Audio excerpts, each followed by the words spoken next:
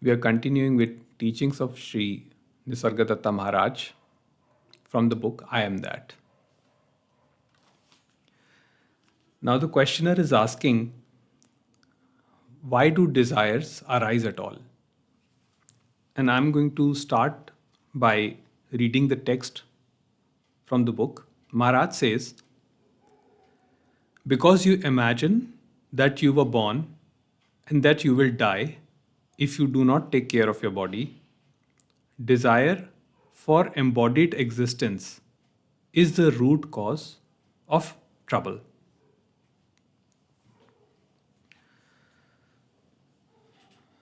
The sense of personal identification or ego, which thinks of itself as a separate entity, creates desires because it fears annihilation. What it does not know is that its ultimate destiny is to dissolve and merge with the source or the supreme reality. So, all desires come from a sense of separation when the ego believes itself to be a separate entity in manifestation with a name and form. This arrangement is there because it helps us to communicate with each other. I require the ego to communicate with you, and you require the ego to communicate with me, because without the sense of separation, without the sense of personal identification, this communication cannot happen. But at the same time, this sense of separation also creates pain and suffering, because the true nature of the source is Satchitananda, being consciousness bliss. And misunderstanding your true nature, you create pain and suffering for yourself in the form of desires. And here in this book, the questioner asks Maharaj that where do holy and unholy desires come from? He says that I can understand that self creates holy desires or satyakam. But why does the self create unholy desires? To which Maharaj says that it is just a labeling. Holy and unholy desires are interpretations of the mind, but all desires are leading you to the same destination, whether you want it or not. They are all moving you in the same direction. So, whatever you want to achieve today in the form of name, fame, recognition, money, sexual gratification, whatever desires you produce, they all are pointers which is moving the consciousness to the direction of wholeness.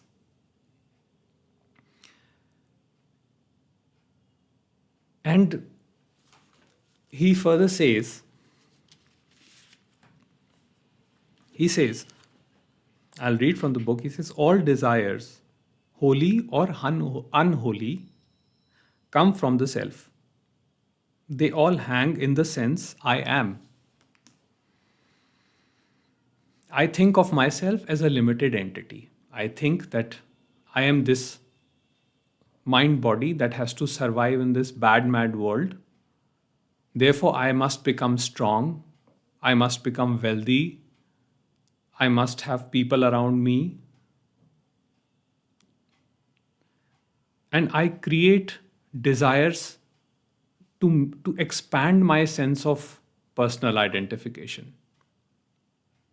And in that process, I create continuous suffering for myself because all of these desires are selfish.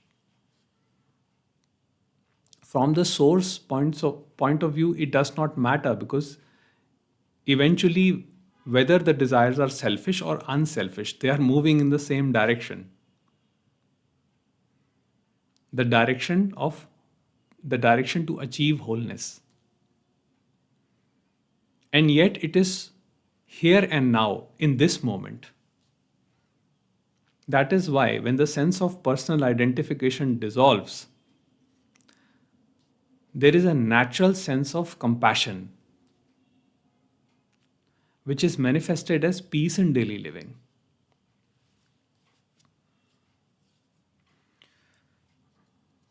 Maharaj says all desires aim at happiness. Their shape and quality depends on the psyche. Now, psyche, he says, is of three types. One is the tamas, or inertia, or laziness. Another is the rajas, which is activity. And third is harmony. Now the now the laziness produces desires that are purely selfish, because somehow I think that I am a lazy person and I don't want to, and I'm not worthy of good things in life. So I strive to become better. But I'm not unable to do that because my mind is tamasic. I'm unable to do that. So the pain continues. I keep on applying effort, I keep on trying, but I'm lazy. I don't do my work. I don't do anything, but I keep producing desires. That is a painful existence. Then, second is now I start working. I I move in the direction of pursuing my dreams, whatever it may be: money, fame, wealth, top position in the company, whatever it may be. Now I move. Now my desires are purely rajasic, purely activity based. So I'm like on a hamster wheel, continuously chasing one desire after another desire, but nothing gives me satisfaction. Even when I achieve my goals, I do not experience true fulfillment. That is also a painful existence. Now, third is desires that are born out of the harmony, the sattvic psyche. This is where the personal desires vanish and the universal desires take their place. What that means is, I'll explain with an example. When I was working in the corporate, my only aim was to rise in the corporate ladder and earn myself good position, good money. So my attitude was that I have to compete with others. Only then I will be able to fulfill my desires. And that energy was rajasic. It was completely activity based. So I was spending a lot of hours in the office, sometimes 18 hours. There were days when I worked 20 hours and slept 4 hours in the office only for 2 3 days. But even after doing all of that, whatever promotions and positions I got, they never brought me happiness. Yes, they bring thrill, they bring excitement. But you see, our body, our physiology cannot differentiate between excitement and anxiety. For the body, excitement and anxiety is the same. It ignites the same areas in the brain. Some neuroscientists say that pain and pleasure centers in the brain are co-located, they are same areas of the brain ignite when we experience pain or pleasure. So hold back and examine this, that the thing that we are calling as excitement, living life, fulfillment, is it really fulfillment, or is it just a temporary spike of happiness that we are running after? Is it just excitement, thrill, or is it real happiness?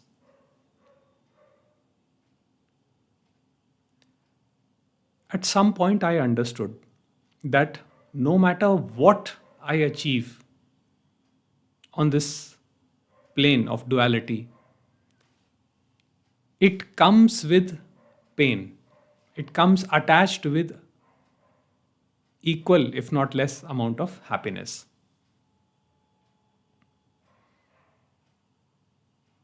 And I cannot separate that structure.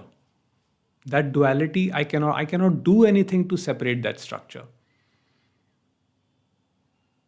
So if I get promotion in my office, if I get good money, I get more responsibility.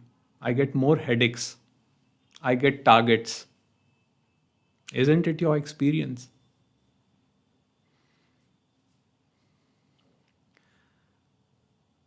But then at some point, I saw the futility of these things and my mind turned inwards. Now, when the mind turns inwards, the desires begin to drop, the personal desires that are born out of tamasic and rajasic tendencies of the psyche, they begin to drop down. And desire for good of humanity and a natural sense of compassion is born. Now tell me, when have you really felt true happiness?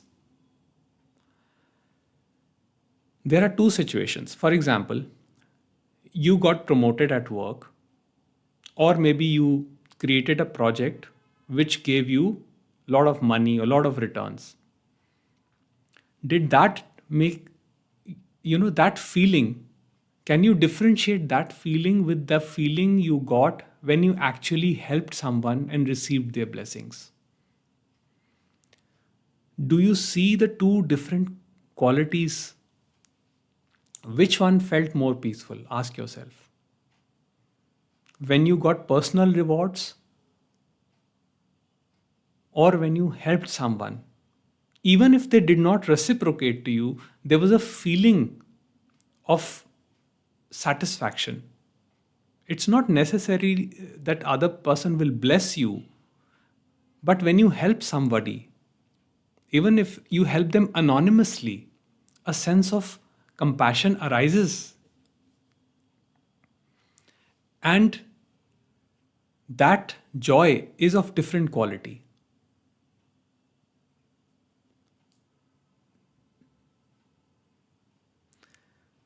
And Maharaj says that passion is painful, compassion never.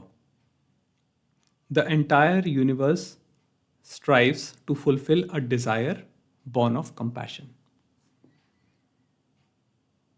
So, all the desires that are born out of compassion, the entire universe will help you to achieve that.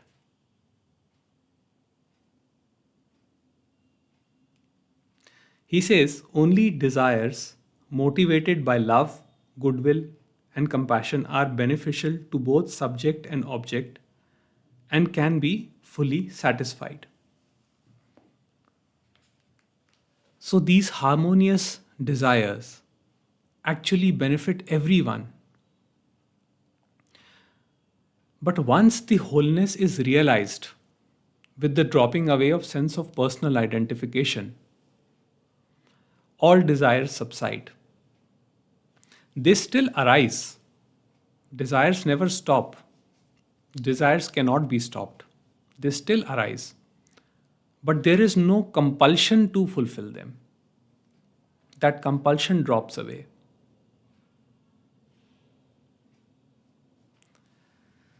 So that's it for today. See you next time.